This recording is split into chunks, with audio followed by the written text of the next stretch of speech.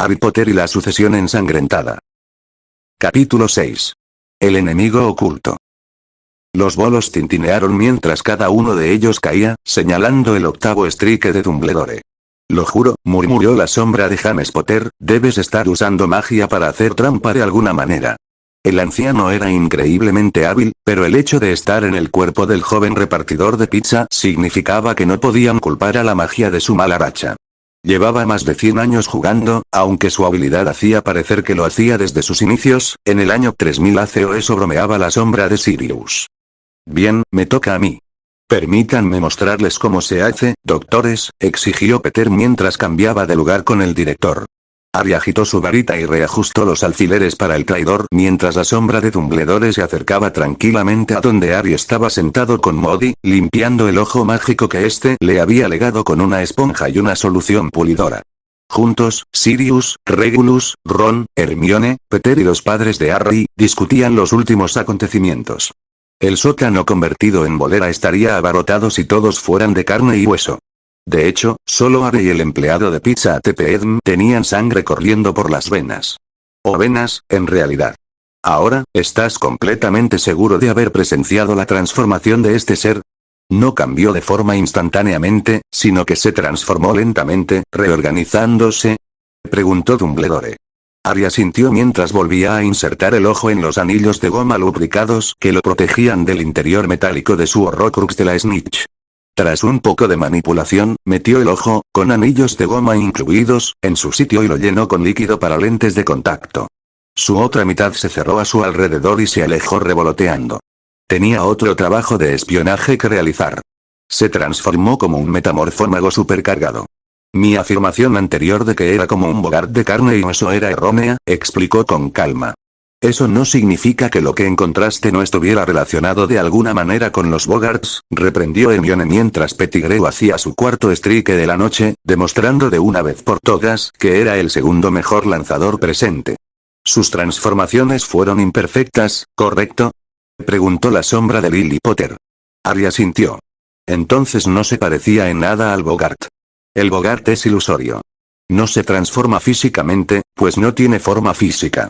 Simplemente crea una representación visual de lo que ve en tu mente, explicó su madre. Dumbledore le dio al pelirrojo mayor un gesto de aprobación. Era como, dijo Harry, inventando una descripción mejor sobre la marcha. Si tomaras carne y hueso y los moldearas como arcilla, dándoles la forma aproximada que quisieras, así sería esta criatura. Regulus intercambió lugares con Peter y se alineó para otra toma. ¿Sabes? Ofreció el mortífago convertido, puede que sea parcial por cómo morí, pero suena como un Inferius que cambia de forma. Eso les hizo reflexionar. Peter fue el primero en romper el silencio. En efecto. Si intentara recrear lo que describiste, crearía un Inferius a partir de un metamorfo. Algún ritual con pociones para ablandar huesos y carne antes de matarlos podría funcionar. Todos los presentes le dirigieron miradas similares de disgusto e intriga. ¿Qué? El señor oscuro no me reclutó solo porque fuera amigo de tantos miembros de la orden, explicó. Tengo un talento innato para la nigromancia, y el señor oscuro lo reconoció durante la batalla de Dublín. Siempre había sospechado que la historia de la traición de Colagusano era mucho más compleja que la mera cobardía, y esta pieza parecía pintar un rompecabezas mucho más completo. Se preguntaba sobre los Inferi de esa cueva y cuánto había influido, juego de palabras intencionado, Colagusano en su creación. ¿Sabes, Scavers, cuanto más sé de ti, más escalofriante me parece que te hayas escondido como una rata en un dormitorio lleno de chicos menores de edad durante 3 años, comentó Ron. Eran las 7, Percy, ¿recuerdas? Lo corrigió Colagusano. Y antes de eso, fui residente de la casa Weasley durante 5 años más. Y no te atrevas a lanzar acusaciones de pederastia ni nada indecoroso. Ya tengo bastantes insultos de mis compañeros mortífagos, muchas gracias. La mirada que dirigió a Ron fue tan impresionante que Harry no se molestó en corregir su uso del presente. Recordarle que, de hecho, estaba muerto y que no necesitaba volver a hablar con ningún mortífago parecía innecesario. Entonces dinos, Peter, suplicó Sirius, con el veneno que escupía atenuado por el dolor y la compasión evidentes que se reflejaban en su voz al preguntar. ¿Por qué te escondiste con los Weasley? De entre todas las familias de magos, ¿por qué ellos? Toda la atención se centró en la rata animada. Harry se alegró de que su rostro no fuera el único que mostraba la profunda curiosidad y la necesidad de saber por qué un hombre cometería semejante traición. Lo hice como un favor a Fabián y a Gedeón, les dijo Pedro. ¿Eh? Preguntaron todos a la vez. Harry no fue el único que no pudo dar una respuesta más elocuente a esa bomba. Fabián y Gedeón. Estuve allí cuando Voldemort organizó un ataque contra ellos para intentar forzar la manifestación de la espada de Godric Gryffindor. Lo cual, por cierto, ocurrió, les contó Peter. Harry y Dumbledore intercambiaron una mirada. Otra teoría se había confirmado. Voldemort había planeado usar la muerte de Harry para convertir el objeto del último fundador en un Horcrux. Y pensar que casi lo logra con la espada que luego salvaría la vida de Harry. De hecho, sabían de mi cambio de bando mucho antes. Y guardaron mi secreto, continuó Peter. No condenaron ni aprobaron mi traición. Pero lo entendieron, y eso significó muchísimo para mí. Por eso les di el golpe mortal. Les evité el sufrimiento de la muerte. ¿Pero por qué guardarían tu secreto?, preguntó James. Fabián y Gideon eran hombres de Dumbledore, de pies a cabeza. Colagusano adoptó una expresión pensativa, con la mirada perdida. Todos esperaron pacientemente mientras organizaba sus ideas. Creo que prefiero mantener esa información personal en privado. Si no te importa, suplicó Peter. Harry consideró despedirlo y simplemente llamar a los hermanos gemelos de la señora Weasley para que respondieran en su lugar, pero no fue tan cruel. Además, ya no perdía más tiempo. Muy bien. Podemos dejar la leyenda del poderoso Colagusano en suspenso por ahora, Dumbledore, dijo Harry, volviéndose hacia el alma mayor presente. ¿Estás satisfecho de que hayamos perdido suficiente tiempo intentando averiguarlo por nuestra cuenta, o vas a hacernos esperar un poco más antes de decirnos qué era la criatura con la que me encontré? Sus padres, de hecho, se rieron de risa ante ese comentario directo y despectivo. El humor que lo acompañaba incluso devolvió el brillo a los ojos transparentes y grises del anciano, a pesar de su ceño fruncido. No estoy seguro de qué era este cambiaformas, solo tengo una corazonada, se adelantó Dumbledore. Pero, tus corazonadas tienden a ser correctas, corearon todas las personas en el sótano convertido en bolera. Si era posible, el brillo en los ojos de la sombra se hizo más brillante. Las señales son obvias, aunque ocultas, comenzó el director. Los intentos de Walburga de crear vida artificial en esta misma casa se basan en un campo de la magia que comparte una disciplina capaz de crear tal criatura, la alquimia. Esta definitivamente no era la revelación que Harry esperaba. ¿Alquimia? ¿En serio?, preguntó Ron. Creía que la alquimia era solo transfiguración, pero a nivel químico. Como convertir plomo en oro. Una idea errónea muy común, corrigió el director con ligereza. En realidad, la alquimia es un campo de estudio mucho más vago, y para algunos, oscuro, con muchos más usos que simplemente alterar la materia. Es la manipulación de atributos naturales, de formas perfectas y naturalezas inherentes. La transmutación, el campo que el señor Weasley acaba de describir sucintamente, es el arte de cambiar la naturaleza química de los metales. Todo se basa en la idea platónica de las formas perfectas. Harry estaba perdido, y debió notarse en su rostro porque Sirius se hizo cargo de la explicación. En realidad, es muy sencillo de entender. Vamos a hacer un ejercicio. Describe un perro. Con tus propias palabras, define qué es un perro, preguntó Sirius. Un mamífero cuadrúpedo que ladra por ira, gruñe para intimidar, olfatea por curiosidad, lame por cariño y mueve la cola por alegría, respondió Harry sin dudarlo. Buena descripción, asintió Sirius. Usaste rasgos físicos y de comportamiento para describirlo. Ahora bien, si un perro careciera de uno de esos rasgos, por ejemplo, si perdiera una pata en una trampa para osos colocada de forma irresponsable, ¿lo reconocerías como un perro? Por supuesto, dijo Harry. ¿Y si fuera mudo e incapaz de emitir ninguno de esos sonidos, ¿lo reconocerías aún como un perro?, preguntó Sirius. Con facilidad, dijo Harry. Si no tuviera cola para mover ni lengua para sacar, ¿lo reconocerías como un perro?, continuó Sirius. Con mucha compasión, sí, dijo Harry. ¿Y si lo transfigurara para quitarle todo el pelaje y reemplazarlo con escamas, aún lo reconocerías?, preguntó Sirius. Apenas, pero sí, confirmó Harry nuevamente. De acuerdo. ¿Y si le hiciera todas esas cosas a un pobre perro y te lo mostrara, seguirías reconociéndolo como tal?, terminó Sirius. Harry solo pudo asentir, aunque con una mueca ante un concepto tan hipotético. ¿No te parece extraño? Que puedas cambiar absolutamente todo lo que hace de un perro y aún así ser capaz de reconocerlo por lo que es.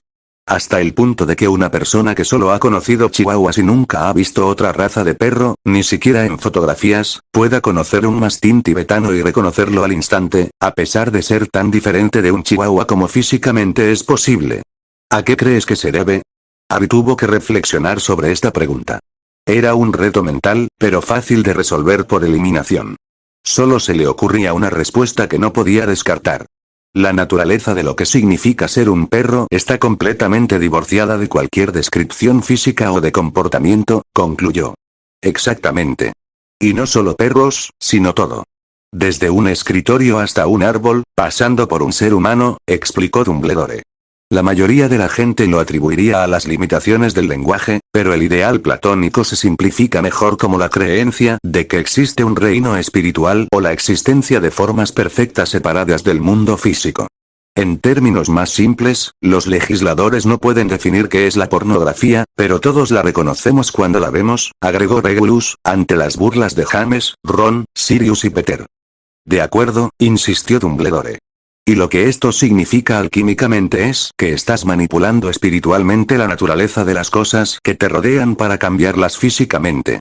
Es muy abstracto, y los procesos para lograrlo son increíblemente complejos. Pero esa es la teoría. Luego está la teoría secular, que es nihilismo puro y subjetividad universal. Nada se puede definir en absoluto y se puede afirmar que cualquier mentira es verdadera, señaló Lily. Pero ese camino lleva a la locura y la muerte, y nadie cree realmente que la realidad no sea real. Simplemente fingen creerlo como una táctica alinskiana, argumentó Peter. Eso o están en habitaciones acolchadas donde deben estar, manchando las paredes con sus propias heces y son incapaces de expresar tal opinión. Harry ignoró la discusión que estaba en desarrollo y trató de aplicar lo que acababa de aprender sobre alquimia a la cosa con la que luchó la noche anterior. Entonces, ¿qué hacía esta criatura? ¿Redefiniendo alquímicamente su naturaleza, igualándola a la de otros animales? Preguntó Harry. Pero la realidad física no podía igualar esa redefinición, así que se transformó de esas formas horribles. La respuesta sonó incorrecta cuando salió de su boca, pero el gesto de aprobación del director le dijo que sus sentimientos estaban equivocados en esta ocasión.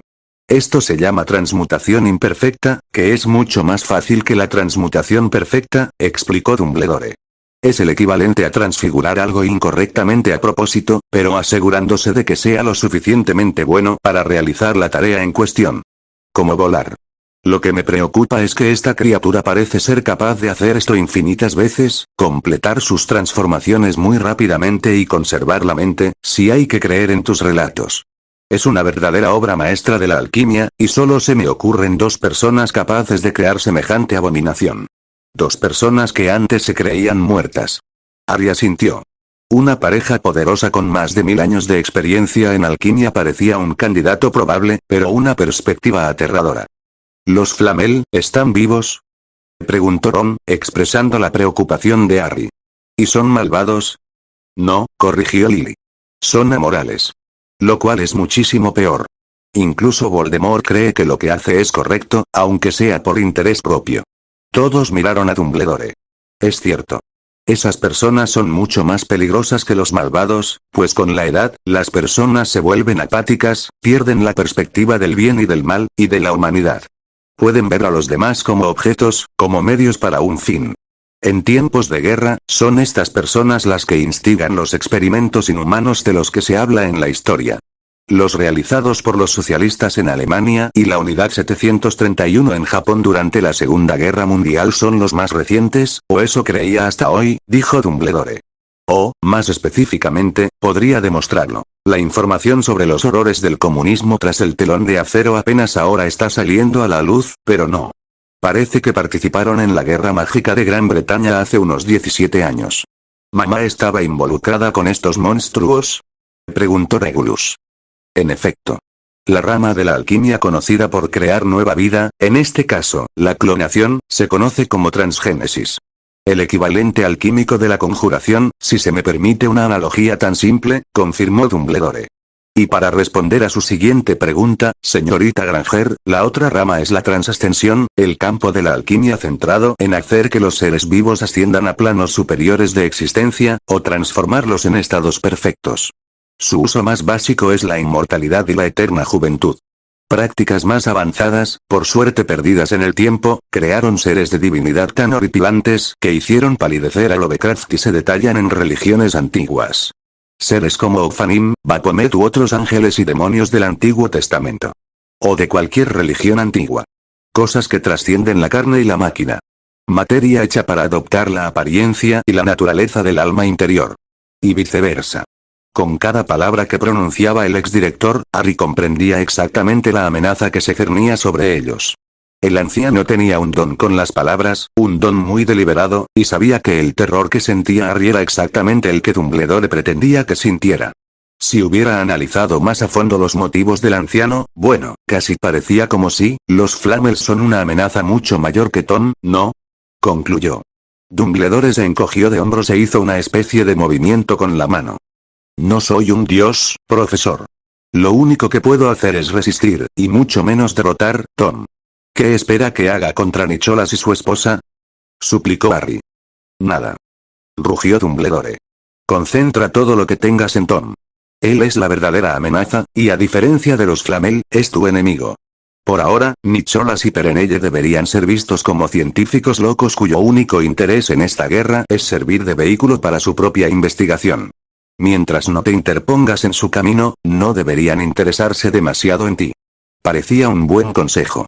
Un consejo nacido de una genuina preocupación por la seguridad de Harry. Demostraba una clara falta de comprensión de cómo un joven Gryffindor respondería a tales instrucciones. Señor, debe saber que no puede contarle todo eso y esperar que obedezca sus instrucciones, ¿verdad? Apenas pudo decir Ron, por encima del repentino ataque de risa de él y de Hermione. Los merodeadores muertos, Regulus y Lily coincidieron con sus propias carcajadas, y Harry tuvo que contener la suya al confirmar la declaración de Ron. Incluso Moody, quien había permanecido extrañamente silencioso hasta entonces, no pudo evitar ladrar como Sirius. Tiene razón. Nick y Perry van a caer. Necesitan morir, y de repente me encuentro con la voluntad y la capacidad de imponer ese destino a quienes lo merecen, declaró Harry con su voz de líder. Regulus, Sirius, sospecho que ustedes dos saben más de lo que creen. Dudo que sea coincidencia que Walburga tuviera un hijo en ambos bandos de la guerra y estuviera conspirando con los Flamel. Las cejas de Dumbledore se alzaron. ¿Eh? ¿El viejo no había pensado en eso entonces? ¿Qué? ¿Éramos espías involuntarios para ella? Concluyó Sirius. Exactamente. Ella será nuestra mejor fuente de información para contrarrestar sus planes. Tampoco puede ser casualidad que creara un Horrocrux y apoyara a Vol, él. Salvado por la protección. Tendrás que reflexionar sobre tus interacciones con ella durante la Primera Guerra e intentar recordar algo importante. ¿Corre peligro de escapar o puedo ocuparme de asuntos más urgentes antes de interrogarla? Atrapada en su propia prisión acuática con su retrato destruido, explicó Sirius. Apuesto a que sobrevivió a su Horrocrux mientras estaba atrapada ahí abajo, intervino Moody. Similar a cómo se fusionan los estados mentales con la Snitch. Probablemente pasó la última década y media viajando por el mundo de los retratos para socializar y mantenerse al día con el mundo cambiante. Me atrevería a decir que está perfectamente al día con la actualidad. La peligrosa posibilidad de que hubiera un segundo Horrocrux ahí fuera no se mencionó por ahora. Añadiré interrogar a los demás retratos de la casa a su lista de cosas por hacer, les dijo Harry a Sirius y Regulus. Reúnan toda la información posible antes de interrogarla. Asegúrense de conseguirme también los nombres de los Black muertos de la Primera Guerra. Ellos asintieron y Sirius se hizo cargo del repartidor antes de desaparecer por las escaleras. ¿Qué es más urgente que combatir a Voldemort y a los Flamel? Preguntó Moody con calma. Harry suspiró. Tengo más de una docena de niños y adolescentes sufriendo las secuelas de meses bajo el imperio y desnutrición, un primo medio muerto y 2 miembros de la orden mucho mayores y con más experiencia con los que tengo que lidiar, resumió Harry. Dumbledore, no tengo la experiencia que tú tienes para animar, consolar o dirigir equipos. ¿Me ayudarías? Al menos con este Aidigle. Dumbledore asintió solemnemente. También recomiendo invocar las sombras de sanadores del pasado. Sobre todo, las especializadas en trauma psicológico, aconsejó Dumbledore. Estoy seguro de que San Mungo estará encantado de aconsejarte sobre a quién invocar si lo invocas de vuelta. Harry asintió agradecido, antes de volverse hacia el resto de las personas presentes. Estáis todos, excepto Dumbledore, retirados. Se desvanecieron como humo en el viento y Harry se puso de pie. Su espalda crujió en protesta furiosa y su brazo maldito sufrió un espasmo ante el repentino movimiento. Respiró hondo varias veces para calmar el dolor de la descomposición y subió las escaleras. Tenía que hacer algo. Capítulo 7. Los primeros reclutas. Harry volvió a subir del sótano con paso lento. Las 2 horas anteriores de entrenamiento con Albus Dumbledore y Mungo Bonham habían sido los 120 minutos más agotadores emocionalmente de su vida. Harry siempre había sospechado que la vida como profesor y director de Hogwarts era mucho más brutal espiritualmente de lo que la mayoría creía. Que lo confirmaran más de un siglo de relatos de Albus no era algo para lo que estuviera preparado. Resulta que la liberación del basilisco por parte de Tom Riddle no fue el peor crimen cometido por un estudiante durante su estancia en el colegio. Desde peleas que se extralimitaron, pasando por agresiones sexuales a estudiantes por parte de otros estudiantes, hasta un asesino en serie que arrasó durante un mes entero. Hogwarts no era un lugar tan limpio como pretendía ser. Todas estas situaciones no se ocultaban ni se ocultaban, sino que se gestionaban internamente. A pesar de sí mismo, no podía estar en desacuerdo con ninguno de los viejos y muertos en que sería incorrecto permitir que un joven de 17 años que mató a otro estudiante con la maldición asesina en defensa propia se enfrentara a una sentencia de cadena perpetua con dementores, ni con los muchos otros estudiantes que usaron los otros imperdonables. Que usualmente eran ellos lanzándose Cruciatus e Imperius entre ellos para descubrir cómo es. La justicia interna de Hogwarts, tal como la impartían los profesores, era un terreno ambiguo en cuanto a moralidad. Por un lado, ¿qué derecho tenían a ser los árbitros de la justicia en lugar de la ley? Ya existían instituciones diseñadas para lidiar con estos crímenes, y que tenían los medios y la autoridad para hacerlo. Por otro lado, Harry había presenciado la apática y, a menudo, egocéntrica justicia del mundo mágico.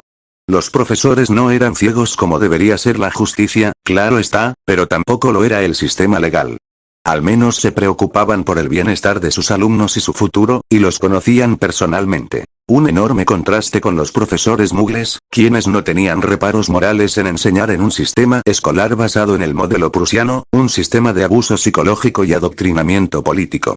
Pero si Harry pensaba que el testimonio de Dumbledore sobre lo horrible que puede ser la vida para la gente era malo, el de Mungo era peor.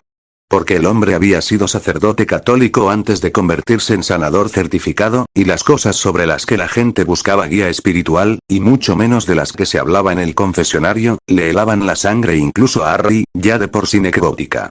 No podía imaginarse ayudando a la gente a recuperarse mentalmente de muertes familiares, abortos espontáneos, la adaptación a discapacidades físicas o el trauma de matar en la guerra o causar la muerte accidental de otros.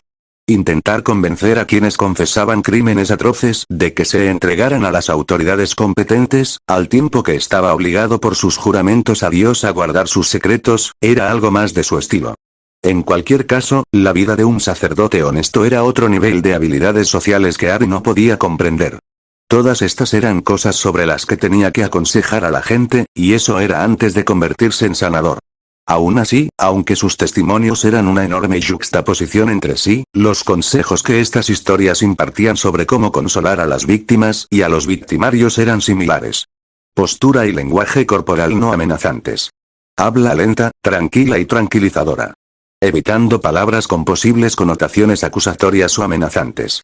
¿Pero estaba Harry a la altura? Bueno, estaba a punto de descubrirlo porque Berta había estado entrevistando y consolando a las niñas y mujeres de la casa, mientras Dédalo lo hacía con los niños y hombres. Sus historias hicieron que la ira de Harry se convirtiera en una neblina candente, pero debía mantener la calma por ahora. Su odio por la población enferma y retorcida de mortífagos y carroñeros podía esperar. La oportunidad de desatarla sobre ellos llegaría pronto. Descubrir que los hermanos Creevey tenían otro hermano menor fue como una bofetada. Escuchar que era el tercer hijo de muggles de la familia le planteó preguntas sobre qué había en el agua del pueblo natal de su madre. Su buen humor al enterarse de la existencia del niño se desvaneció al enterarse de sus heridas y sus causas. Ya había anotado todos sus nombres y notó que muchos compartían apellidos con disidentes del régimen de Voldemort. Jun-chan y Eric Krebe eran hermanos menores de 2 miembros de LED y buenos amigos suyos. La pequeña China habría empezado Hogwarts este año, y el niño rubio, aún más pequeño, habría empezado el año siguiente. Había otros. La mayoría eran parientes lejanos o cercanos de disidentes, tanto de Hogwarts como del país en general. Rehenes tomados como amenaza para mantener a raya a los enemigos de Voldemort, y que eran castigados por poderes cuando los aliados de Harry no lo hacían. Aquí, el método de tortura predilecto era obligar a cada secuestrado a vivir encadenado, desnutrido y sin acceso a instalaciones sanitarias. Claramente, porque fotografiar a las víctimas y enviarlas por correo a los verdaderos enemigos creaba las condiciones más ofensivas. A algunos se les mantenía bajo control y se les ordenaba grabar sus voces diciendo cosas terribles, y a otros se les torturaba con el Cruciatus para obtener información. Buenas noches a todos, saludó Harry al entrar al comedor. La cocina del número 12 nunca había estado tan llena, ni siquiera cuando todo el clan Weasley se quedó a dormir mientras se celebraba allí una reunión de la orden. Estia estaba en silla de ruedas en un extremo de la mesa, apenas consciente a juzgar por su aspecto, con Arabella Fix sentada a su lado. Aún no había oído la historia de cómo la habían capturado, pero el trato que recibió no fue tan malo como el de los demás, lo que le hizo creer que era una adquisición reciente. Le sorprendió descubrir la gran cantidad de adultos presentes. Annabelle e Ignatius Finch Fletchley se abrazaron con fuerza. Edward Tonks, de quien no sabía que estaba allí hasta ese momento, estaba sentado en un sofá cerca del fondo con Charles Abbott, el viudo de Anna. Ambos miraban al vacío, perdidos en lo que sin duda eran pensamientos oscuros. La más sorprendente de todos los adultos presentes era nada menos que Ellen Bulstrode, la madre de Millicent, quien resultó ser Muggle. ¿Un mestizo en Slytherin? Harry solo había oído hablar de uno antes. Luego estaban los niños. La mayoría eran hermanos o primos de miembros de LED, pero había algunos de los que ni siquiera había oído hablar, y solo podía suponer que eran desconocidos por los que los mortífagos se habían interesado. Como Jessica Roberts y su hermano menor, Michael. También había un hombre indio, no pluma, que no hablaba ni una palabra de inglés, y una chica negra con el pelo bastante parecido al de Hermione. El nombre del primero le sonaba y no lograba identificarlo, el del medio ni siquiera podía suponer que fuera pariente de las gemelas Patil, ya que había 1.000 millones de personas de ese país, el tercero simplemente le resultaba familiar y no sabía por qué. Miró hacia el techo aún en ruinas y el montón de escombros en una esquina. «Creature», gritó.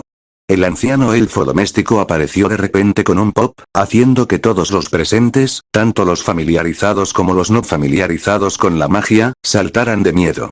Hola a todos, este es Creature. Es un elfo doméstico. Si conocen el folclore, significa básicamente un duende. Está ligado a mí. Hay otro llamado Dobby. Dobby apareció en escena con mucha menos fanfarria. Dobby es un elfo libre. Y mi amigo. Es una de las personas más amables y cariñosas que he conocido, y si necesitan algo, pídanselo y él se lo dará, les indicó Harry. Dobby asintió con entusiasmo a cada palabra. Creature, por otro lado, es un viejo cascarrabias y gruñón y probablemente no le agradas. Creature asintió aún con más entusiasmo. Pero también está obligado a hacer lo que le ordeno. Y le he ordenado que no lastime, insulte ni incomode de ninguna manera su existencia aquí. ¿Procure evitarlo para que todos podamos vivir en paz?, preguntó Harry. Muchos de los presentes asintieron en señal de comprensión o acuerdo. «Ah, ¿y Creature?», preguntó Harry. «Sí, amo», respondió Creature. «Cuando esta habitación no esté ocupada, me gustaría que empezaras a reparar el techo», insinuó Harry.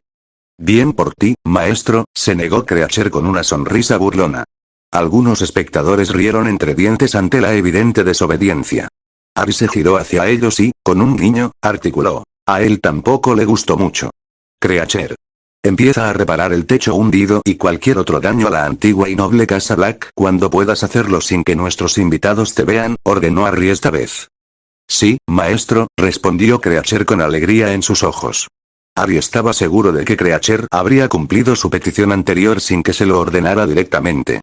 Parecía estar haciendo un espectáculo humorístico para tranquilizar a los invitados. El viejo elfo doméstico estaba mejorando. «Pueden retirarse», les dijo Harry a los dos elfos, y desaparecieron sin dejar rastro. Suspiró y observó la habitación desde la puerta. La sombra de Dumbledore le susurró al oído que hacerlo podría hacer que los pobres de la mesa se sintieran atrapados, ya que estaba bloqueando la única salida. Harry comprendió la lógica y se dirigió con calma al fregadero, donde estaban los platos sucios de la cena que la señora Bulstrode y la señora Finch Fletchley habían preparado para todos. Abrió el grifo del agua caliente y comenzó a limpiar a mano un plato a la vez. Lavar platos, o hacer cualquier tarea, siempre ha sido una excelente manera de sobrellevar la situación. Le habló a todos. La monotonía me permite desconectar y estar en paz. Sin pensar. Otras veces me permite pensar con más claridad. Secó el primer plato con una toalla y lo colocó en la rejilla antes de coger otro. Cada uno tiene sus métodos de afrontamiento. No puedo decirte cuáles podrían ser los tuyos, ni siquiera ayudarte a descubrirlos, admitió Harry. El segundo plato se unió al primero y agarró un tercero. De hecho, me siento un poco abrumado incluso intentando ayudarlos con lo que han sufrido. Pero haré todo lo posible. Ni siquiera tengo el valor de mirarlos mientras hablo. Ni siquiera la sabiduría para saber qué decirles, continuó. Así que voy a arreglármelas a mi manera y responderé a cualquier pregunta que tengan. Averigüemos juntos qué hacer. Ustedes preguntan y yo respondo. Hablen de lo que les aflige y yo los escucharé. En privado o en público. Con el tercer plato listo, pasó al cuarto. Su público guardó silencio durante varios minutos mientras Harry lavaba los platos sucios. Estaba poniendo en práctica el consejo de Dumbledore y Mungo sobre la paciencia, y dio resultado. Para cuando alguien finalmente se atrevió a hablar, ya había terminado la mitad de los platos. Pues. Dijo la voz de una chica. Harry creyó que era la negra que apenas reconoció. ¿Magia, eh? Eso provocó algunas carcajadas de casi todos los presentes en la mesa y del propio Harry. ¿Oh, sí? La magia existe desde hace muchísimo tiempo, respondió Harry. Tanto que quienes la practican, como era de esperar, llamados brujas y magos, han formado una sociedad separada de los no mágicos, llamados mugles, explicó Harry. Hay personas nacidas de mugles que poseen magia, por razones que simplemente desconocemos, y son llevadas a una sociedad mágica donde no representan un peligro para sí mismas ni para los demás. Mi madre nació mugle. Yo fui criado por mugles. Los no iniciados en el mundo de la magia tuvieron que meditar un rato. Los Finch Fletchley llenaron el silencio, hablando con entusiasmo sobre cómo descubrieron el talento de su hijo y cómo Hogwarts los contactó. Harry los ignoró mientras hablaban de la belleza del castillo y de cómo habían sido recibidos en la sociedad mágica. Pero, ¿por qué nos secuestraron? ¿Por qué nos involucraron en todo esto? Preguntó Jessica. Guerra, respondió la señora Bulstrode simplemente. Nos trajeron como rehenes de una guerra entre magos. Harry asintió ante su respuesta y continuó limpiando. Casi todos ustedes son familiares de quienes luchan en esta guerra. De mi lado, por así decirlo, explicó. Mis amigos y aliados, en su mayoría. Aunque hay algunos que parecen no tener nada que ver conmigo. Pero digamos que te creemos, empezó la chica negra. ¿Cómo es que nunca hemos visto ni oído nada sobre esta guerra? ¿Es porque su mundo es secreto para el nuestro? Pero entonces, ¿por qué nos habrían traído? ¿Cuál es el motivo de esta guerra? ¿Cómo la detendremos? Todas eran preguntas decentes. Algunas no tenían respuesta. Un bando de la guerra quiere la paz, dijo la señora Bulstrode. Quieren seguir viviendo en paz, lejos de los mugles, y seguir practicando su cultura sin el veneno de la modernidad, las ideologías políticas y los medios de comunicación. El otro cree que deberíamos salir de las sombras y practicar la magia abiertamente. Y se dividen en dos grupos. Los que creen que somos superiores a los mugles y que deberíamos gobernarlos, y los que creen que los mugles están a punto de acabar con toda la vida en la Tierra, incluyéndonos a nosotros. Harry terminó la última taza y se giró para escuchar la historia de Bulstrode. Las dos comunidades mágicas más grandes de Japón se encontraban en Hiroshima y Nagasaki. Las antiguas ciudades mágicas de toda Europa fueron destruidas durante los bombardeos y las tormentas de fuego de Churchill, y aún no nos hemos recuperado. Y la absoluta crueldad en el genocidio que hemos presenciado, perpetrada por mugles contra los de su propia especie. Estas cosas, ignorando por completo el hedonismo de la música y el cine modernos, resultan espantosas para nosotros, los de ascendencia mágica. Y no solo para brujas y magos, continuó. Sino también para otras razas que se esconden del mundo no mágico. Ni qué decir tiene, mi familia y yo estamos en este bando. Nadie le había expresado antes a Harry estas preocupaciones. Si se tratara de discutir qué bando de la guerra elegiría basándose únicamente en los problemas más preocupantes, sin duda se pondría del lado de Bulstrode y su estirpe. Si no fuera por las tácticas y la crueldad de los aliados que eligieron. Pero entonces, ¿por qué estás aquí? Preguntó la señora Finnegan, con un acento escocés aún más fuerte que el de su hijo. Porque se unieron a un señor oscuro. Y eso nunca es prudente, explicó el señor Tonks con sencillez, antes de recordar que hablaba con los no iniciados. Hay muchos tipos de magia. La mayoría buena. La mayoría maravillosa. Pero la magia que usas te cambia con el tiempo. Hay encantamientos que pueden cambiar el mundo que te rodea de formas fantásticas y alegres, y cuyos practicantes suelen ser todos sonrisas. La transformación, que requiere concentración y disciplina, y cuyos maestros son tranquilos y serenos. Luego está la magia oscura, Argy intervino. La magia oscura es violencia, decadencia y metanfetamina. Todo licuado, metido en una jeringa y inyectado directamente en el cerebro a través de la cuenca del ojo con cada uso, dijo Argy sucintamente, basándose en su breve experiencia con ella. La explicación sorprendió a quienes estaban más familiarizados con la magia. Me he visto obligado a recurrir a ella. Y la odio, pero entiendo por qué otros la adoran. Se vuelven adictos. Es poderosa y te atrae. Te suplica que la sigas usando y te hace falsas promesas. Y cuanto más la usas, más te cambia. La señora Bulstrode asintió con la cabeza a cada palabra. Lo mismo aplica incluso cuando te lo aplican a ti. Y he estado expuesto a mucho más que a otros, explicó Argy antes de desabrocharse la camisa. Mostrar su herida a la vista de todos los presentes fue íntimo y más vergonzoso de lo que esperaba. Pero si cerraba los ojos, casi podía ignorar las exclamaciones de asombro de su público. Y ya me mató.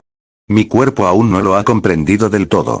No me queda mucho tiempo en este mundo, explicó Argy mientras mostraba las partes de su cuerpo afectadas por la maldición fulminante, de la cintura para arriba. Pero ahí fuera hay una guerra que solo yo puedo detener. La historia es larga y enrevesada, pero estoy seguro de que te la contarán con el tiempo. Se abrochó la camisa y volvió al fregadero. Mientras los presentes asimilaban sus comentarios, llenó de agua una de las tazas recién lavadas y la golpeó con un dedo. Al instante se calentó y empezó a expulsar vapor. Una bolsita de té después, se dejó caer al suelo para sentarse y disfrutar de su bebida. Entonces, un bando de esta guerra es ostensiblemente demente debido a su adicción a lo que equivale a una descarga de adrenalina y un subidón de anfetaminas, y ha perdido todo sentido de justicia, uso razonable de la fuerza y humanidad al luchar por sus creencias. ¿Y nosotros simplemente quedamos atrapados en medio de todo esto? Concluyó Jessica Roberts. Y hasta han perdido de vista por qué pelean, corrigió la señora Fletchley. Pero entonces ¿qué se supone que hagamos? Suplicó la chica negra.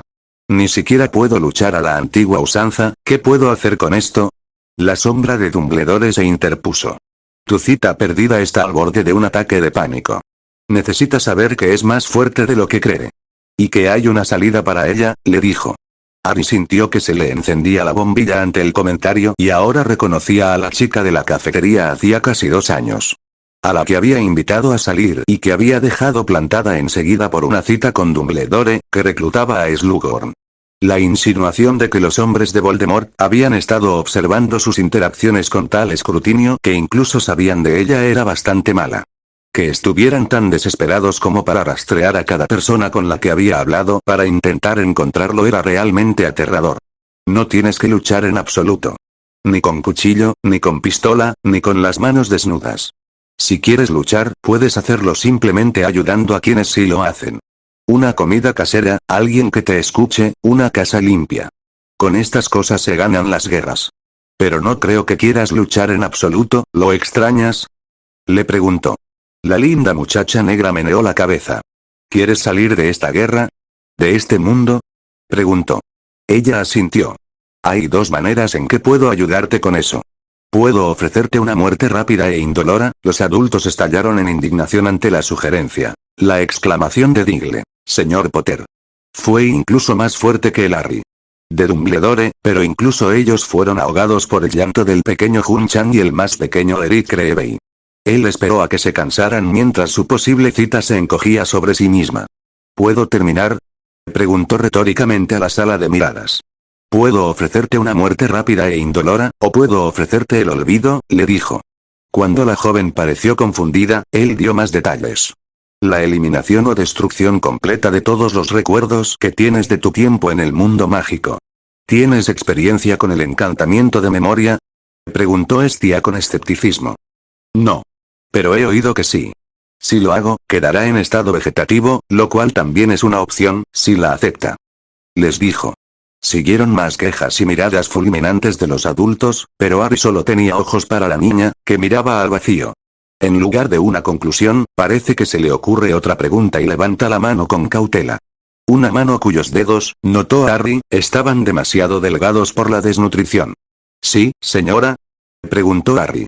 Pero si me arrebatan la memoria, ¿no me dejaría vulnerable a que me vuelvan a capturar? Preguntó. Que olvide el mundo mágico no significa que no me recuerde. Harry asintió.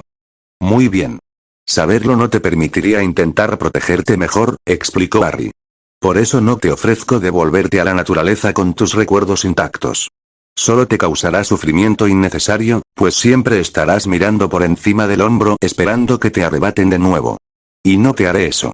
De todos los que alzaron la voz, fue Rick Creevey. Harry ni siquiera pudo disimular su sorpresa ante el chillido agudo del pequeño y, de hecho, dio un pequeño respingo. ¿No puedes simplemente borrar los recuerdos de lo malo? Suplicó, mirando brevemente a la chica asiática frente a él antes de estremecerse. Todos aquellos que no conocían el mundo mágico lo miraban con esperanza. Le partía el corazón ver esa esperanza destrozada. ¿Estia? ¿Quieres darle un golpe? Instó Harry a la mujer aún no recuperada.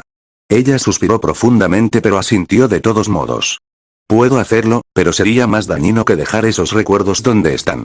Porque aunque no recuerdes lo que pasó aquí arriba, se dio un golpecito en la frente. Aún así, lo recordarás aquí y aquí. Se dio un golpecito en la nuca, por encima del cuello, y luego en el corazón.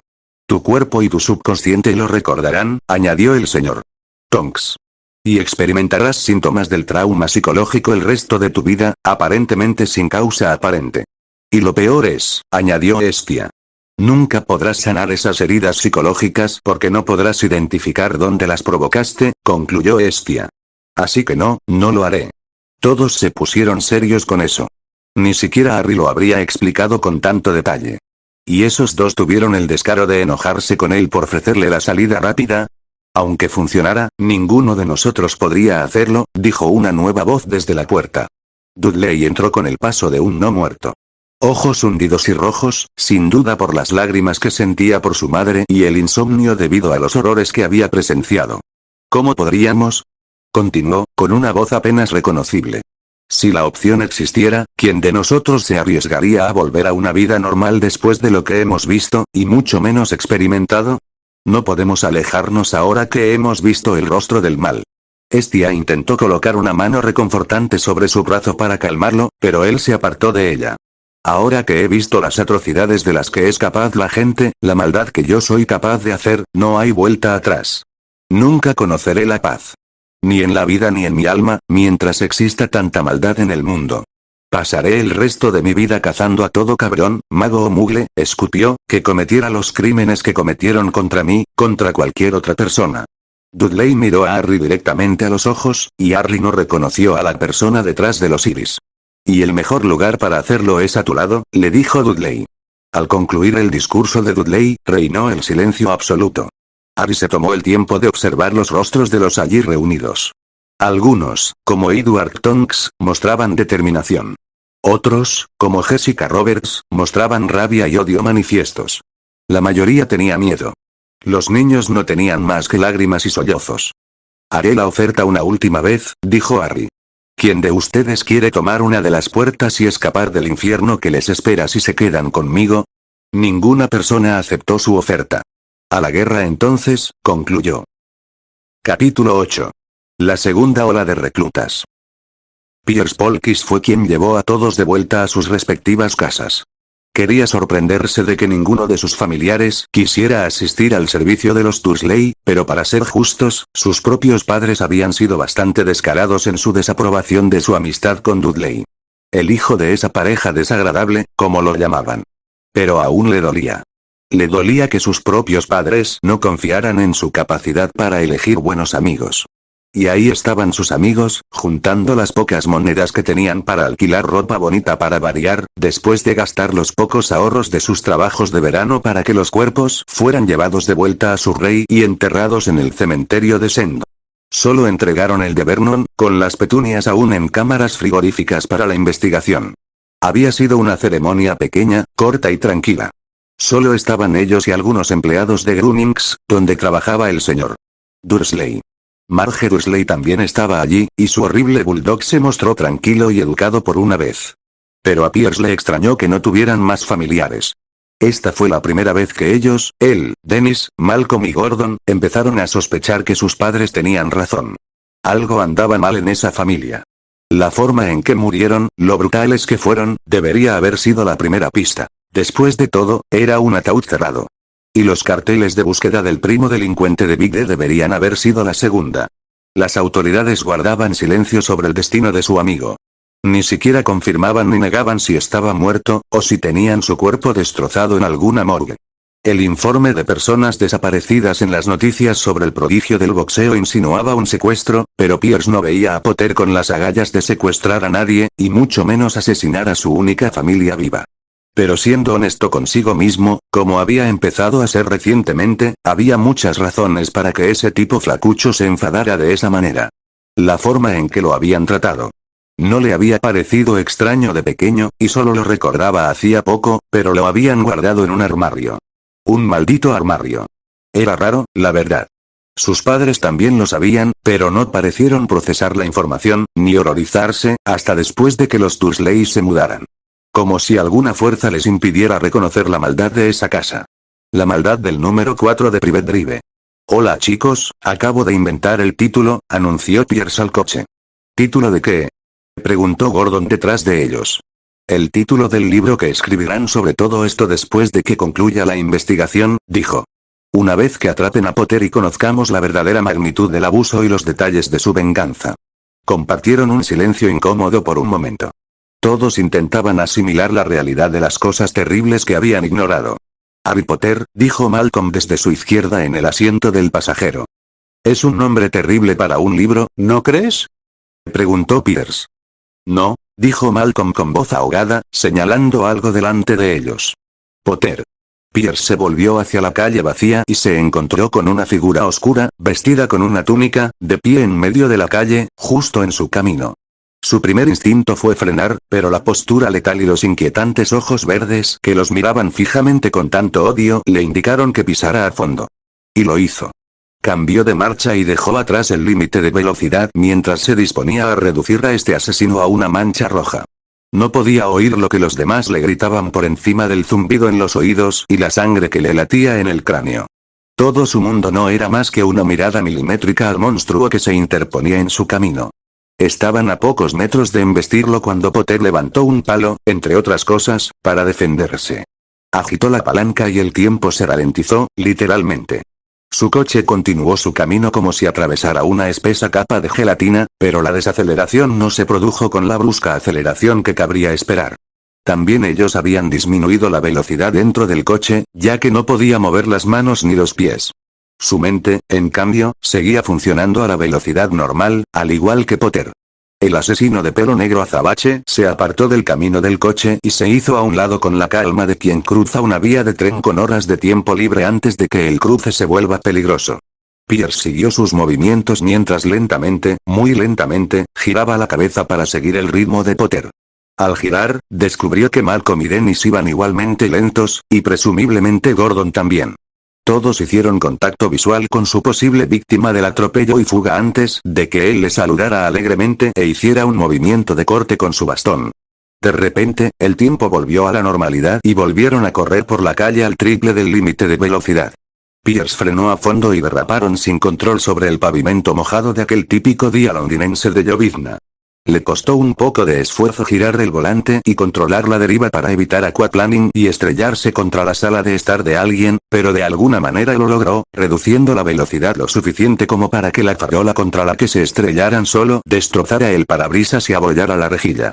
Entonces hubo un rayo. O al menos un montón de descargas eléctricas que impactaron el vehículo. Menos mal que los neumáticos están hechos de aislantes y los conectaron a tierra, o si no, probablemente habrían dolido. Pierce miró por el retrovisor y vio a Potter disparando rayos desde la punta de su bastón. Le distrajo un poco lo extraño que era que ya estuviera sobre ellos cuando ya habían pasado casi 50 metros por la carretera. Malcolm se recuperó primero. Abrió la puerta de golpe y salió corriendo con el bate de béisbol, que de alguna manera logró sacar de debajo del asiento durante el caos anterior, y atacó a Potter. Pierce lo observó por el espejo mientras cargaba contra el psicópata sobrenatural capaz de ralentizar el tiempo e invocar furia elemental con un palo, con la intención de golpearlo con un bate de béisbol de madera. Como era de esperar, no terminó bien para el amigo de Pierce, ya que Potter simplemente agitó su palo una vez más y el bate salió volando de las manos de Malcolm como si de repente se hubiera cubierto de aceite. Potter atrapó el bate con la mano izquierda y, con un golpe ascendente a una mano, lo estrelló contra la mandíbula de Malcolm. Hizo un ruido similar al de un jonrón al romper una roca con un pico, y Malcolm quedó fuera de combate. Pierce miró hacia el asiento trasero en busca de apoyo de Dennis o Gordon.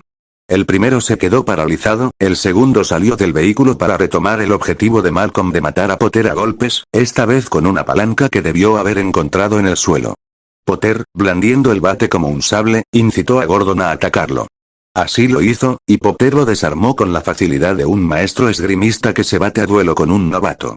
Claramente, Gordon no justificaba sus poderes sobrenaturales, ya que Potter lo venció con un patético golpe en la cabeza con el pomo del bate. Pierce se hizo útil mientras todo esto sucedía, buscando a tientas bajo el asiento del conductor su estuche de armas. Vigilando a Potter mientras este se encargaba rápidamente de Gordon, tanteó a ciegas el pestillo y extrajo la pistola y el cargador del estuche. Para cuando los combinó, echó la corredera hacia atrás, metió una bala en la recámara y puso el seguro. Gordon ya estaba fuera de combate. Pierce abrió la puerta de una patada y, usando todo el auto como cubierta, apuntó la pistola por encima del capó de su auto, apuntó directo entre los ojos de Potter e hizo ademán de apretarlo. «Suéltalo», ordenó una chica que apareció de la nada con una escopeta pegada a la mejilla. Una mano incorpórea le arrebató la pistola a Pierce y el cuerpo al que estaba sujeta entró en la realidad desde el agujero del espacio del que había salido la chica. Dudley puso el seguro, desencajó la bala, extrajo el cartucho, lo volvió a meter en el cartucho y se guardó la pistola en el bolsillo. Pierce debió de estar en shock por la locura de ese día, porque ni siquiera se dio cuenta de que Dudley estaba vivo y sano cuando aparecieron más personas, haciendo el ruido de ramas al romperse. 3 de ellas vestían túnicas más propias de una feria renacentista que de una calle londinense moderna. ¿Saben?, dijo la chica de la escopeta. Para ser un grupo recomendado por el gran Dudley Dursley, son todos bastante patéticos. Pierce logró registrar el insulto. «Decepcionante», dijo Potter mientras daba la vuelta y le indicaba a la chica que bajara el arma, lo cual hizo. «¿Cómo lo adivinaste, Jessica?» Jessica se burló. «¿Me estás diciendo que ese pequeño escaparate te impresionó?», preguntó. «De hecho, sí», dijo Potter.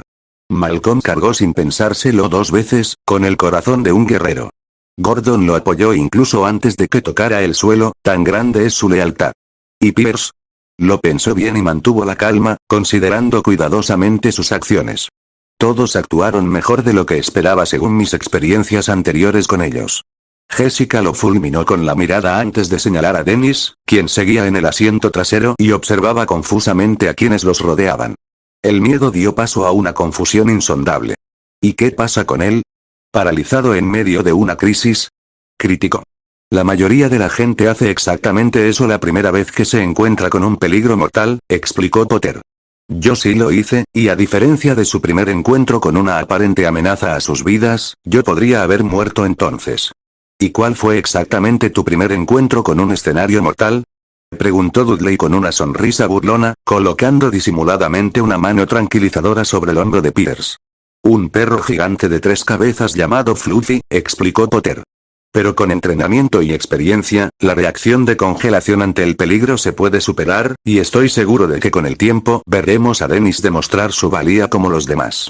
No deberías subestimarlos, Jessica. Aún no te han puesto a prueba. A pesar de tu actuación de hoy. Algo en el hecho de oír mencionar un perro gigante de 3 cabezas hizo que Pierce volviera a la realidad y a la absoluta extrañeza de la situación. ¿Qué?, gritó Pierce. ¿Qué demonios está pasando? Magia, respondió Dudley con tono aburrido. ¿Magia?, preguntó Pierce. Magia, confirmó Jessica. ¿Magia? Dennis reiteró la pregunta de Pierce. Magia, reconfirmó Potter. Agitó su bastón con un gesto complicado hacia su coche y, en lugar de causar más daño, hizo que los pedazos destrozados del parabrisas se recompusieran. La telaraña de grietas se fundió de nuevo formando una sola pieza. Sin embargo, no arregló la parrilla. «Soy un mago, Pierce». «Dennis», les informó Harry. Luego señaló a los demás, que aparecieron con las manos entreabiertas. «Igual que ellos. Hay todo un mundo de seres mágicos junto al que has vivido toda tu vida. Y estamos en guerra. He venido hoy para ofrecerte la oportunidad de unirte a ella. Pero tenemos mucho que explicarte antes de que puedas tomar una decisión informada». Potter chasqueó los dedos y señaló a los dos adolescentes inconscientes.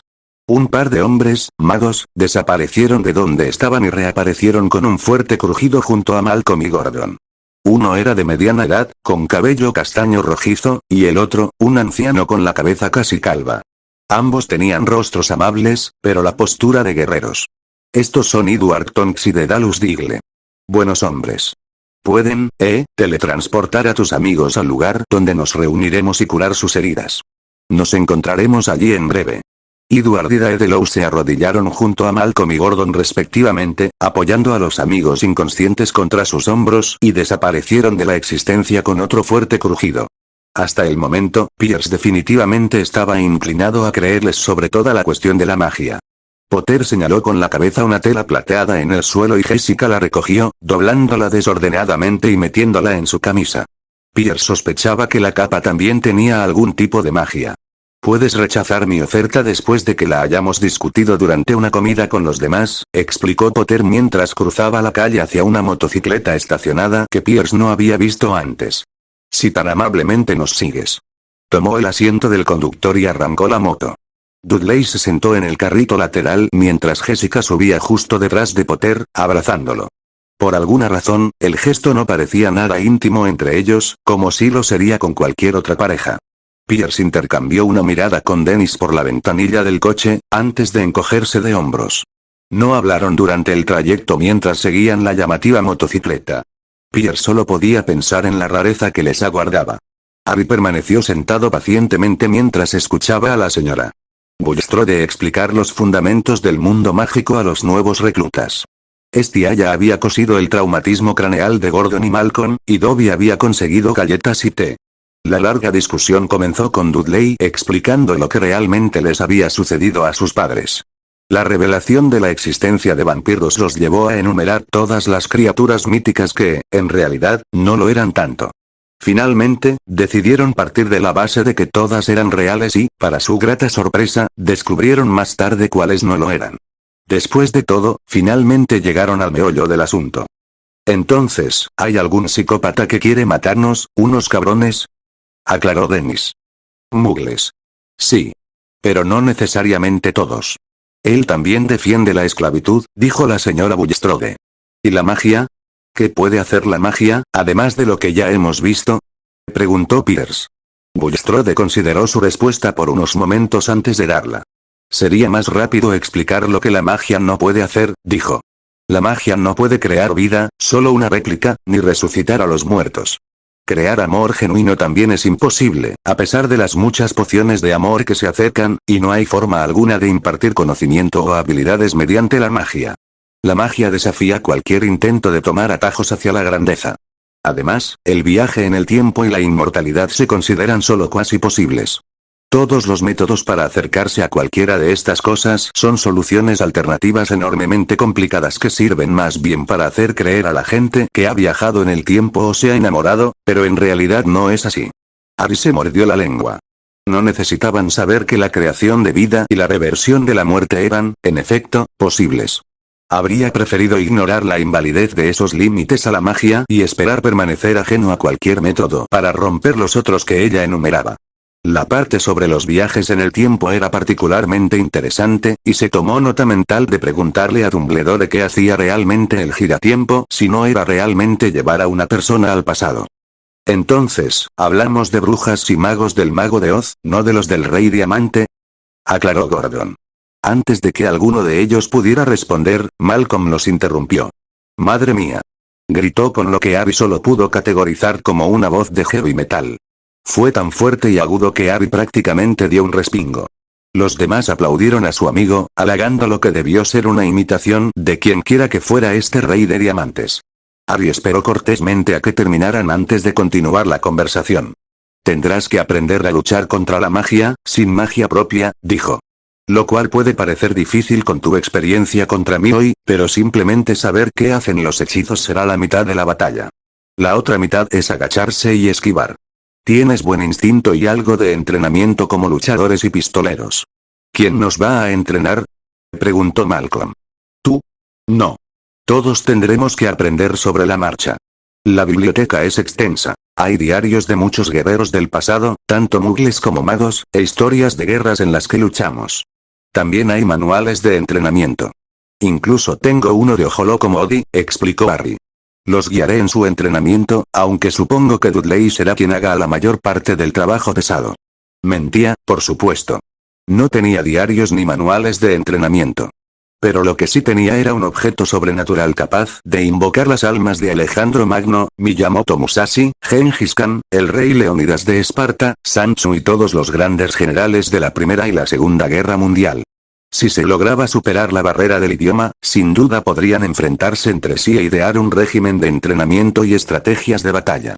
Y, para colmo, podría invocar a Elizabeth Short y a todas las víctimas de Jack y preguntarles quiénes eran sus asesinos, solo por diversión. N/A1, lo más probable es que simplemente convocara a generales y guerreros de los bandos mágico y mugle de las dos guerras mundiales y trabajara a partir de ahí.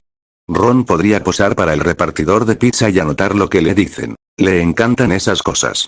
Estrategia militar, idear regimientos de entrenamiento como los que tenía con el Ed. Por ahora, descansa y lee. Aprende sobre los hechizos más comunes. Estia estará encantada de demostrártelos. Tengo más reclutas que reunir. Brujas, magos y sus familias que han intentado huir pero no pueden, explicó Harry. Teníamos una especie de ferrocarril que traficaba con personas de origen mugle o consideradas indeseables por su régimen, pero las rutas han sido bloqueadas por gobiernos extranjeros que intentan en vano localizar esta crisis en el Reino Unido.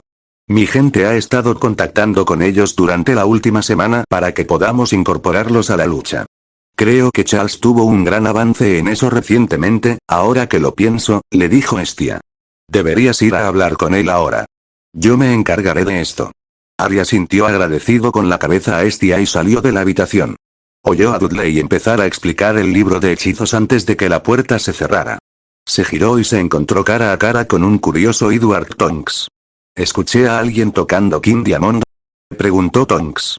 Harry, en realidad, se rió por primera vez en mucho tiempo, pero aún así negó con la cabeza en señal de desaprobación mientras empujaba a Edward para ir a buscar al señor Abbott.